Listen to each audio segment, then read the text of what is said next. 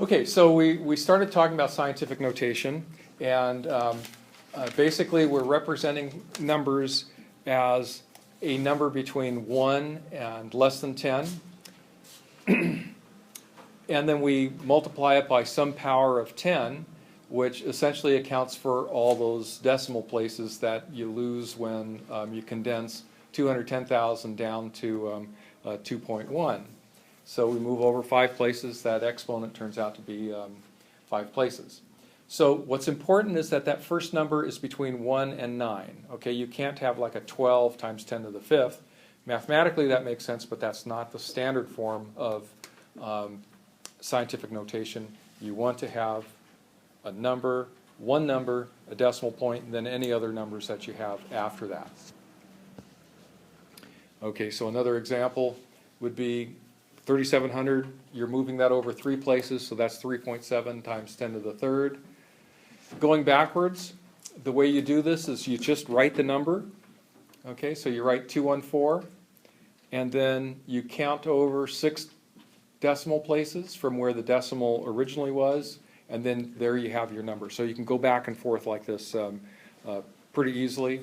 And I think I probably even had you try both of these in class. Okay, so just to show you, to remind you, you can write those in your notes if you didn't get it exactly right. You just move over the decimal in the second one 7 places. In the top one, you've taken away 6 decimal places by going from the decimal place here to in between the 3 and 6, so that's 6. Okay, so small numbers work the same way. We can look at 0.0034. Moving the decimal place over 3 places, but this is like now dividing by 1,000. So instead of 10 to the third, it's going to be 10 to the minus third, right? Because that puts it in the denominator. So we have a small number that looks like that. And so if we're translating it back, we write the 242. Now I need to put the 2 in there, yeah. And then you move it over 7 digits to the left. And so one of the things that gets a little confusing is, do I add or subtract digits? What direction do I go with the decimal? Okay, so the negative moves the decimal this way. Okay, when you're translating from scientific notation into a standard notation. Think about this as 10 to the minus 7th is a small number. That's 1 over 10 to the 7th. And so a small number has lots of zeros in front of it. So whatever device you use to kind of latch on to the fact that the negative numbers are less than 1, the negative exponents on the 10 make the number less than 1.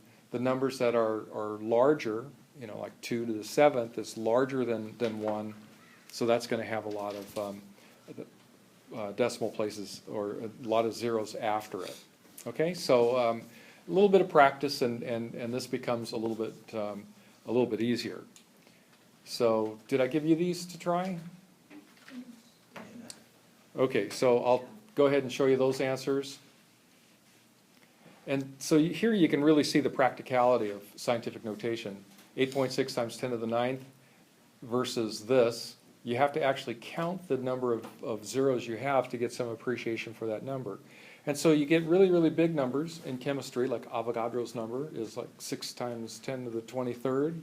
I mean, who wants to write a number with 23 zeros behind it? Or I guess in this, depending on how accurate you represent it. Also very, very small numbers, then you have these unusually long numbers.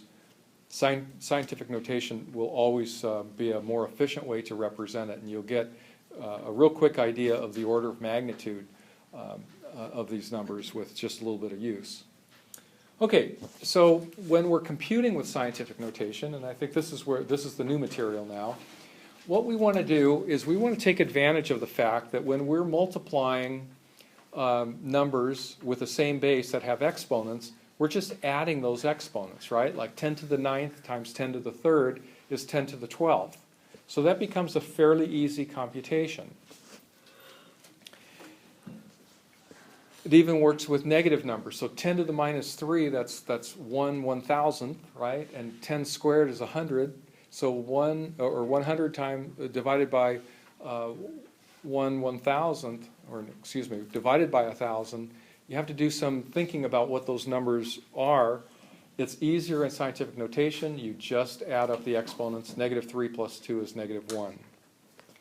Okay, so our first example here is if we take 1.4 times 10 to the third times 1.1 times 10 to the negative 5. So the way we're going to do this is we're going to look at those first numbers, the number that gives it its precision, the 1.4 and the 1.1, and you're going to multiply those two together. So 14 times 11 is, what, 154? And so you know 1.4 times 1.1 is going to be less than 2. All right, so we're going to just do that multiplication. And then we add up the exponents. The 3 plus a negative 5 gives you a negative 2. And so here's our answer. Remember, when you're doing division and multiplication, with standard notation, you know, you're counting decimals. Like you multiply two numbers, you have to count how many decimals and where to put it and things of this sort. It's very straightforward with scientific notation because the decimal kind of falls in place. You can make a real quick estimate what 1.4 times 1.1 should equal. It's about 1 point something. So when you multiply 14 times 11, you get 154. So you know it's going to be 1.54. And then just take care of the exponents. Now there are a couple things where you have to do an additional step. So let's take this number. So we have 3.6 times 10 to the negative 12 times 4 times 10 to the 8th. So when we multiply those, we're going to get 3.6 times 4, which will give us 14.4. And then negative 12 plus 8 is negative 4, so we get our the proper exponent here. Now, here's where the extra step is. You know this to be true. I mean, this is, if you round this off to either 3 or 4 times 4, you'll get somewhere between 12 and 16, so 14.4 makes sense. But 14.4 violates standard scientific notation in the sense that we have 14 now in front of the decimal and not just a 1. So what we do is we consider the 14.4 as 1.44 times 10 to the first. So then we add the 1 and the negative 4, and that simplifies down to 1.44 times 10 to the negative third. So oftentimes you can just, you know, look at this number and think, oh, I need to move it over one more decimal, so that's going to increase my negative 4 by 1. And sometimes you think, do I add 1 or subtract 1? Sometimes that gets to be the issue. So just rewrite that number in scientific notation and then treat the exponents the way you know, where you're adding exponents, and so the negatives take care of themselves that way. So with any difficulty in making this adjustment, I strongly recommend you take the second step. Okay, so it's just a rewrite of that first number in scientific notation times some factor 10 to the whatever, and then you simplify it out. Okay, with division it works the same way. So here we have 7.2 times 10 to the fourth divided by 2 times 10 to the negative third. So this comes out to 7.2 divided by 2. And then since we have an exponent on the 10 that's 4 and negative 3 below it, we're going to subtract exponents because that's what we do when one's in the numerator and one's in the denominator. But we have to be careful to make sure that we recognize that denominator exponent is negative 3.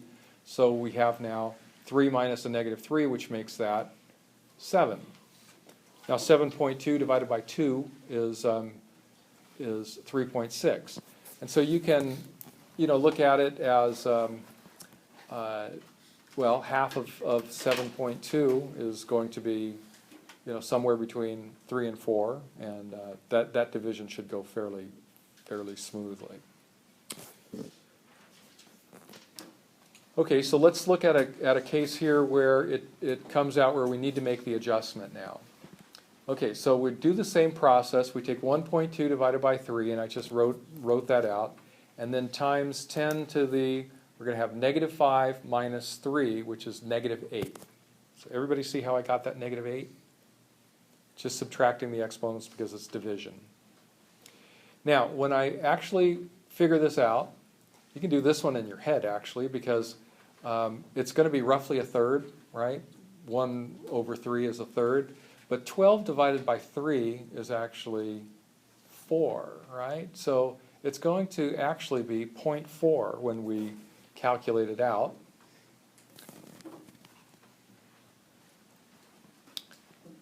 So now here we have a perfectly good number, but it's not in the standard form for scientific notation. We want to move this decimal over 1 and get 4 rather than 0.4. And so we can make that adjustment as 4 times 10 to the negative 9th. So again, if you want to rewrite the 0.4 as 4 times 10 to the negative 1, and then you take negative 1 and negative 8, that makes negative 9. That's the proper way to think about it. Whether you write it or not depends on your comfort level with this, but there's absolutely nothing wrong with it, with writing that step.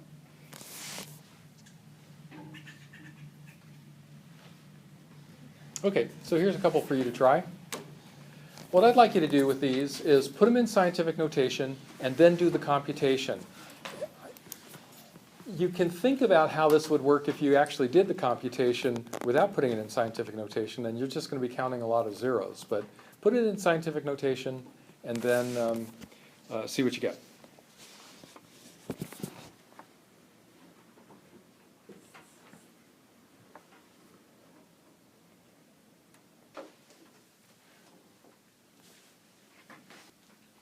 All right, so we're going to jump into section 5.2. We're going to start talking about polynomials. And so some of this is definition. We've really kind of handled a lot of polynomials already when you think about some of the work that we've done and everything. So I'm confident most of you know what we're going to talk about here for the next few minutes at least. Now this looks ugly and it looks a little scary, this a sub n to x to the n and a sub n minus 1. And what this really is just a general way to say that I have a whole bunch of coefficients. In fact, I have n of these. They can be 0, so I may be missing some terms once I simplify. X is the variable, and then n in the top there is the exponent. So probably a little bit more familiar would be if I were to write a polynomial like this. Okay, that I'm sure you've seen. There's a few things that I'd like to note here, that the highest exponent is what we call a polynomial degree. So this one that says 3x to the 5th plus all those other terms, the degree, it's the 5th degree. All right, so if you say, what's the degree? It's 5. We usually write polynomials with the highest degree first and then descending. Notice that I don't have an x cubed in here. So if I put it in this fancy form up here, when n minus 2 equals 3, my coefficient is 0, so that drops out. So you don't, to be a 5th degree polynomial, you do not need all the lower degrees. So if you just have the term 3x to the 5th, you can say that has the 5th degree, or any other term that's lower than x to the 5th then can be just tacked on. Now, what you're going to discover in excuse me, in Math 13 is that this leading coefficient, the coefficient of the term that has the highest degree, is going to determine its long-term behavior. And so we have a special name for it, just the leading coefficient. The leading term has a leading coefficient, in this case of 3, just for a nomenclature standpoint. And then this last number here that doesn't have the variable on it is the constant term. And the constant term comes into play in a lot of different things, probably most significantly when you want to evaluate this polynomial at x equals 0. Everything drops out except the constant term. And so it's just like what's your y-intercept when you have a line of mx plus b. B is your intercept. B, or the equivalent here would be the constant term here. So when x equals 0, y equals 1. And so the intercept, the y-intercept of any polynomial is very easy. It's simply y equals the constant term.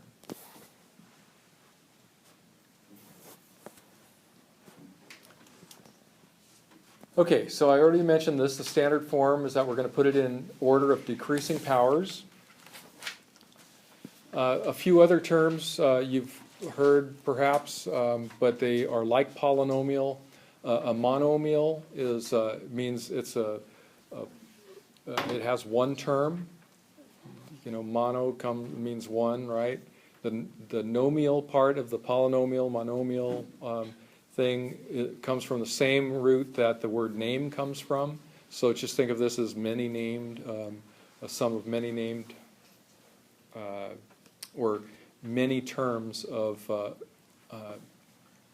an expression. So binomial is two terms. Bi means two. And then of course a trinomial would mean three. So that's a polynomial that has three terms. Okay, so just as a little exercise here, we want to write in standard form and identify the degree, leading coefficient, and constant term of this expression here, 12 plus 4y minus y squared. So just to kind of exercise the knowledge of the vocabulary here.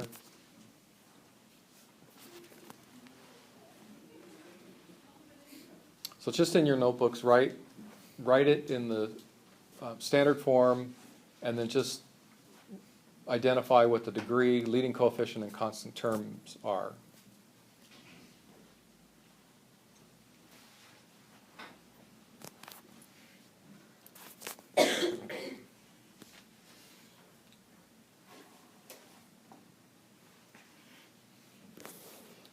Okay, so this is what you should note.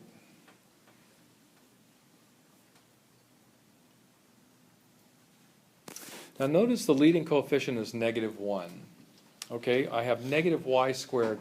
A 1 is always implied as a coefficient. So if you just have x, the coefficient of that is 1. If it's negative, the coefficient and the negative sign are considered together. So you don't have something that's a difference of terms that has a coefficient of, for instance, if we had something like x squared minus 2, the constant term would be -2. It wouldn't be 2, and we have a difference. So we always think of the terms as the sum of terms, and the subtraction comes in when we deal with negative coefficients. So in this case, our leading coefficient is -1. Constant term, of course, is 12.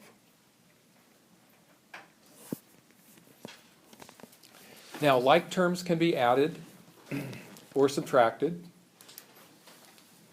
And so when they have the same variable and degree, they're considered like terms. So if we have something like 3x to the fourth plus 12x to the fourth, the fact that both of them are x to the fourth means we can just directly add these, and in order to add them, we're just adding the coefficients. We get 15x to the fourth. Another example, if that second one has a -1 as the coefficient, it's just 4x squared.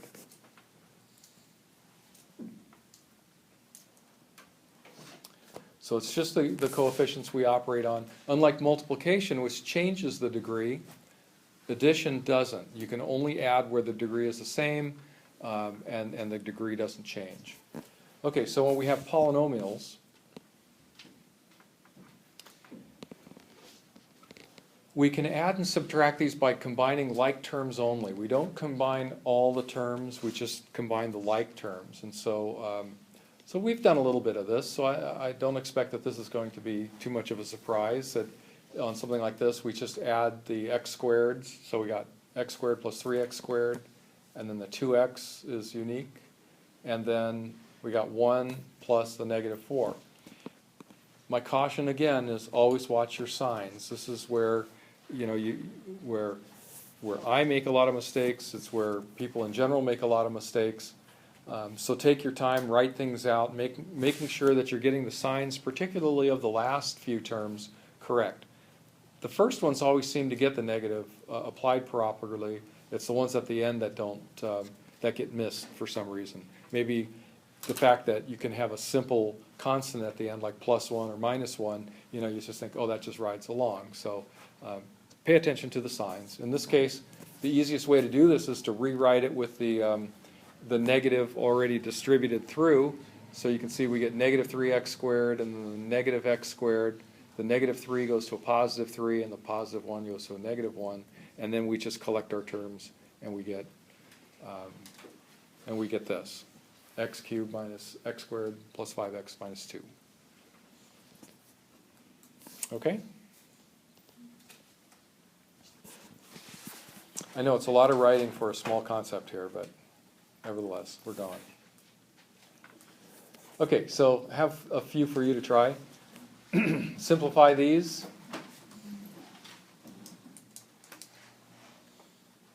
And I'll put a few down so we can just march all the way through them. Okay, go ahead and do those.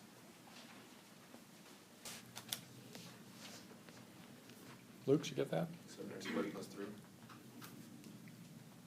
Okay. Next.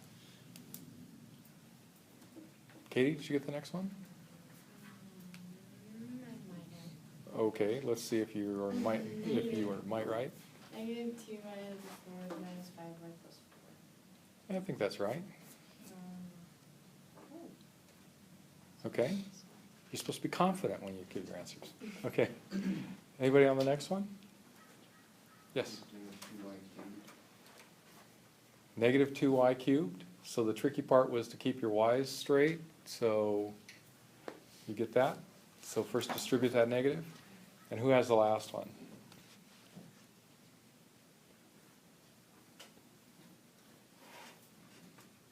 Four t to the 4th minus 7t squared plus 14. Good. Okay, so I would suggest you rewrite it. First distributing that negative, and then you collect up all the terms, and you get what Megan said. Okay, good? Pretty straightforward. This is not nearly the hardest section in the book, so if I went too fast for you, you can always see me in office hours or something. The homework should reinforce it. I expect that just because of the work that I've seen from all of you so far, that this is kind of a common thing or a readily understood thing for you already. So we're going to go into the next section as well. And 5.3 is multiplying polynomials. So what we're going to do here is we're going to make use of what we know about multiplying expressions that have exponents and applying the distributive property of multiplication over addition. And that's what it really amounts to. So with a monomial, it's just what we've done, and this is an ultra simple version of what you've done on Monday, where when we have 5x squared times 3x cubed, we multiply the 5 and the 3, and we multiply the x squared and the x to the third, and we get 15x to the fifth. Okay, so with the distributive property, now I put it here as a distributive property. Really, what I want you to think of with the distributive property is that the full name of it is the distributive property of multiplication over addition. That means when you multiply a series of terms together, you don't use the distributive property. When you're multiplying a term times something that's being added together, then you distribute that. So that's 3x times 2x for that first term. Second term is 3x times 1, which is just 3x, and if I simplify that, I get 6x squared plus 3x. Notice that the degree does change when you're doing multiplication. Degree doesn't change when you're doing addition, but it does when you're doing multiplication. Okay, so the distributive property works both ways. If you have something that's either a sum or a difference before you multiply, this still distributes just the way you would expect, the 3x times the 2x, and then the negative 1 times the 2x, and we get 6x squared minus 2x. So both of those work, or the distributive property works both ways. You can either have the single term at the beginning or at the end of a phrase. If you, or of a expression in a parentheses. Okay, so let's say we have both of these now. You probably recognize this as FOIL, and we'll talk about generalizing FOIL, but what we do here is we want to multiply, we want to distribute this here, this 2x plus 1, over both the 3x and the negative 1, so when we write them as separate terms, we get this. This is very comparable to this, notice the 2x, except that in parentheses I have this plus 1, so I'm letting that ride along. Now these two expressions look a lot like this first expression that I have here, where I have 3x in front of the 2x plus 1, so when I multiply out this expression, I get these four terms, and then when I simplify it, I get a trinomial. Now this is the long-winded way of doing it. Okay, this is the long way because I'm using the distributive property explicitly. And basically what happens here when we're doing this is that every term multiplies every other term that's not in its parentheses. So I want 3x to multiply both the 2x and the 1. We want negative 1 to multiply the 2x and the 1. So we get this thing where it leads to what you've learned as the acronym FOIL.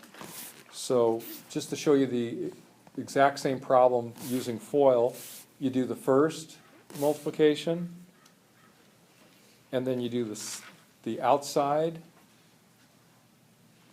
and then you do the inside pair, and then you do the last. And so that's where FOIL comes from. And it's just an easy way to remember how to do it. And so then we simplify it and we get the same thing. Okay, so you can do this any way you like. Try these. First one is just a monomial times a binomial. Second one is two binomials multiplied together. And so you can make use of FOIL there.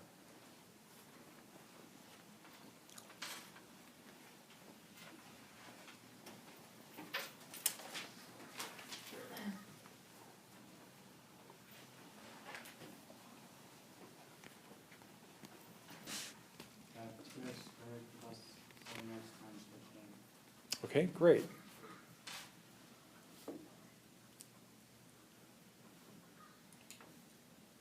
Okay, hopefully on familiar ground for all of you. All right, so let's generalize this and think about when we have more than just two binomials that are multiplying each other. So let's say we have a binomial times a trinomial.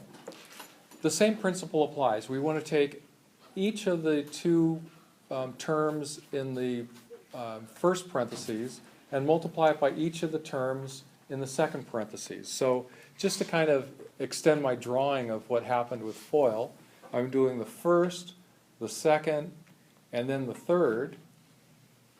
And then I take the second one, which is 2, multiply that by x squared, multiply it by the second one, and then multiply it by the third one.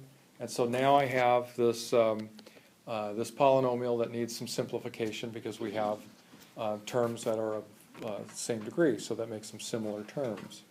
So when I simplify that, I get x cubed plus 5x squared plus x plus 8. Now this even works for as many terms as we want. The only thing is that if you're going to draw this in the way I draw it, and that's fine, your drawing will start overlapping a little bit. But so long as you keep it straight, that's fine. You can erase what you've done before and put more arrows on if you like, or just keep it in mind. But the process is the same, where we're going to take the first, second, and third terms in that second parentheses times the x squared, and then we're going to take the second term and multiply that by everything in that second expression. And then the third one here, this is where we start crossing lines. And just so long as you keep track. You don't have to draw these lines in.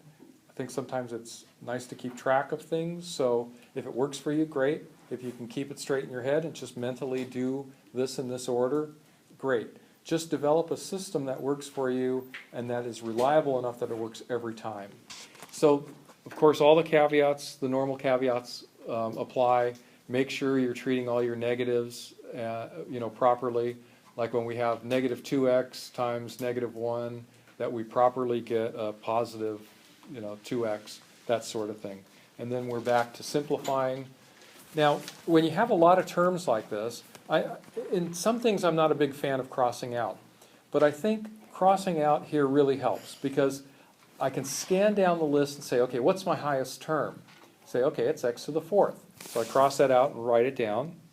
And then I'm going to write the next term. When I look at x cubed, I have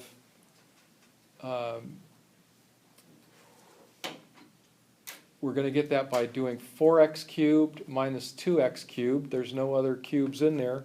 So I'm going to cross those out as well. And then I'm going to continue and crossing out every term that I use. Now, I always think about the mistakes I make, the most frequent mistakes that I make. And sometimes when you're doing this and you have a very, very long polynomial that you're simplifying, you just may overlook one. And so if you're crossing out like this, that the one that you miss will stand out, and then you say, oh, well, maybe I need to add an extra 2x in there or something like that. Then you can make the correction in there without redoing the whole thing. But there again, just develop a system that's consistent for you. And if I see crossouts on here in the simplification, that's perfectly fine. That's a okay, kind of thing. Keeping track of what you're doing is I think 90% of staying accurate. Okay, so I got a couple for you now.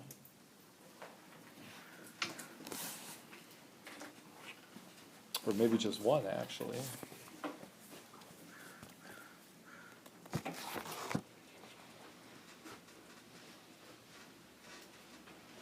So Junior, when you're done, will you write it on the board? Because it's a little bit longer than the other ones.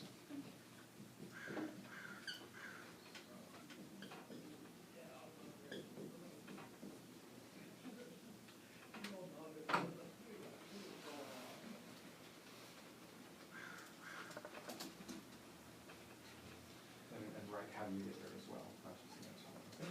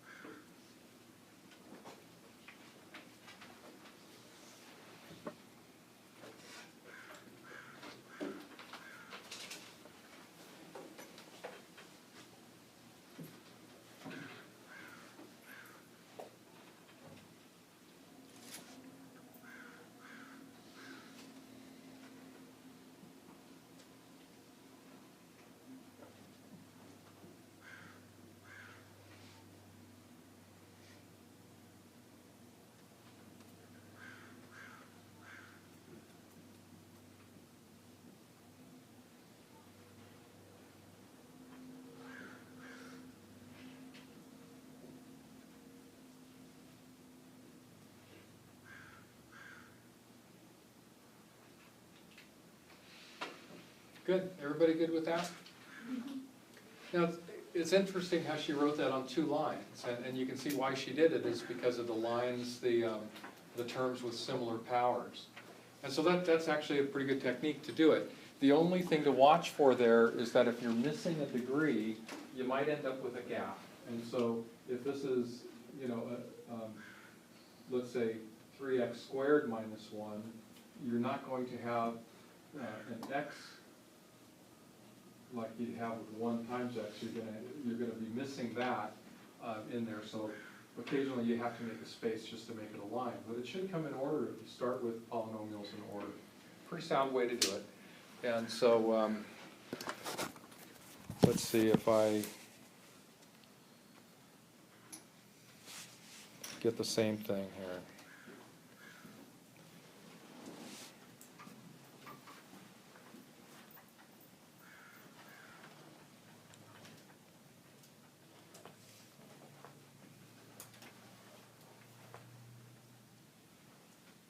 Looks like we agree. So we must be right, right?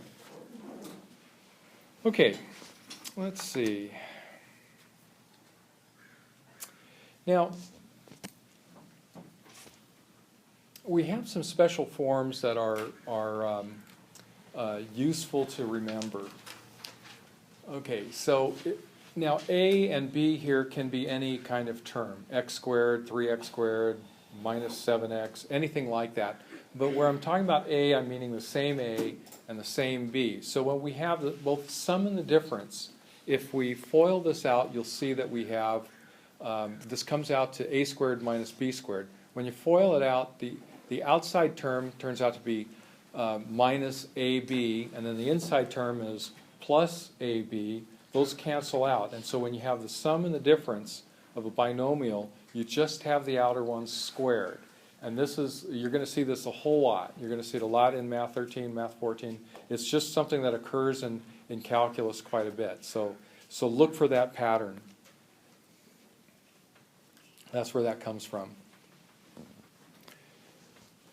Okay, if you're going to square something, this is a very easy mistake to fall into. A plus b squared does not equal a squared plus b squared. You have this middle term, this 2ab, that's in there.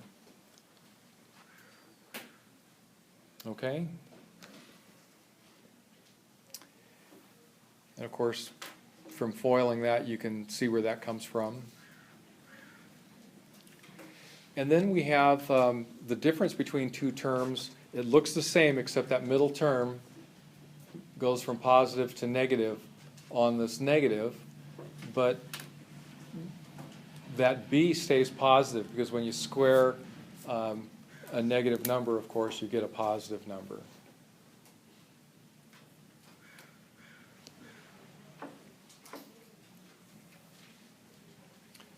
Okay, so in some examples, you can see something like this. This is very quickly done when you notice that they're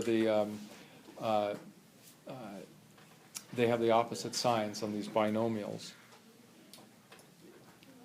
Okay, another example, remember to square the 2 as well. And here we want to make sure that we square the coefficients as well as the variables. And then on something like this, we're going to take 2 times 3 is 6, and that's what that middle term is, and then that last term squared is 9. We're going to get into something called completing the square, and so this pattern is going to be, this pattern will reoccur. And let's see.